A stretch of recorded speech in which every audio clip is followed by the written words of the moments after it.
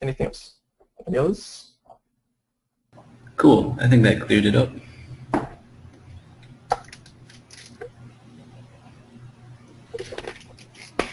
Okay.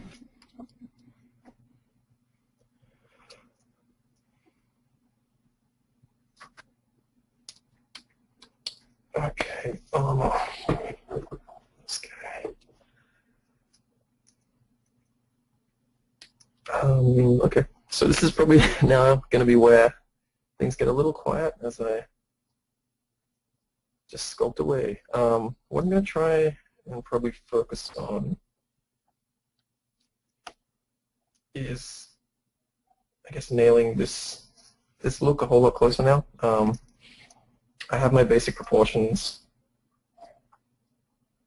and now it's really time just to start making everything look good and start actually sculpting, getting those forms looking a lot better.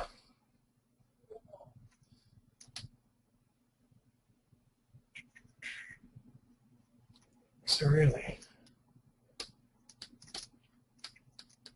I don't need any of the knob right now.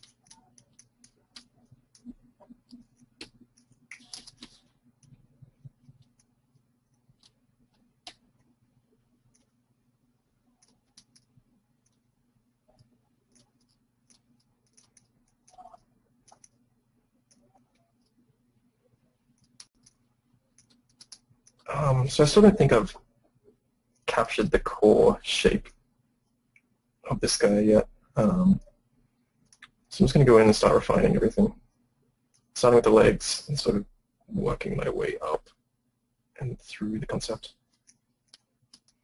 I'm not sure why I start with the legs, but I'll either start with the legs or the head.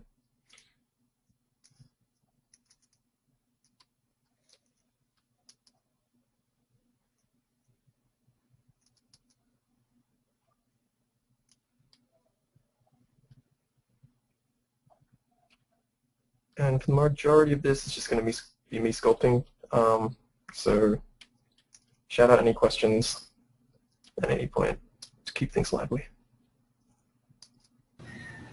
All right. Well, Z has had a question since the last session. It's a little bit off topic, but he's wondering about rapid prototyping workflow and how you apply that into the pipeline. 1 second.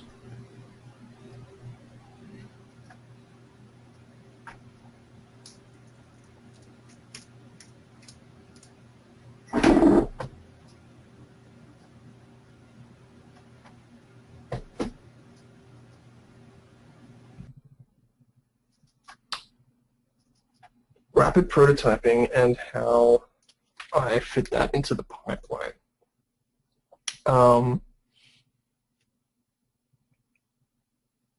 When you say rapid prototyping, are you talking about designing, rapid designs, or in what are you referring to exactly?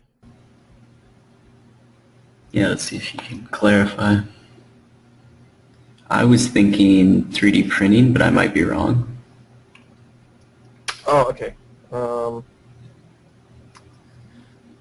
Well, rapid prototyping designs through 3D Oh, no, I'm sorry. So he's saying in MMO character modeling, Yep. rapid prototyping. Okay. generally, there hasn't been a lot of it. If I'm doing my own designs, I'll sort of do a combination of quick sort of 3D sculpts and sort of Photoshop paintovers and sketches and things like that. But typically, there won't be, there hasn't been a whole lot of it. Sometimes we'll get we'll shoot off that base mesh to other departments really early on, just so they can sort of start prototyping and testing things like sort of how the fight's going to work out, how sort of the shape of the monster might influence the play space. Maybe it's too big, maybe it's too small.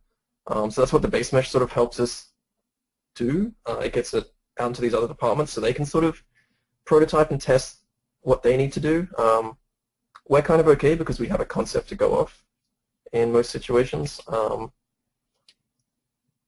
So that's probably the biggest one that I've experienced. Yeah, even sort of shooting off like a decimated sort of model at one stage, if a department wants to sort of start testing things, maybe animation wants to experiment with it a bit more in a more finished state, that can help if there's any sort of uncertainty about how things are going to animate. It's just all about really getting something to other departments when they need it, which is why it's kind of helpful to create everything together at sort of one level of finish. Don't sort of just rush ahead with the armor and get that looking amazing when you've sort of neglected the face or the feet, because maybe animation's like, hey, we need this to test, and can we have the model at this current stage?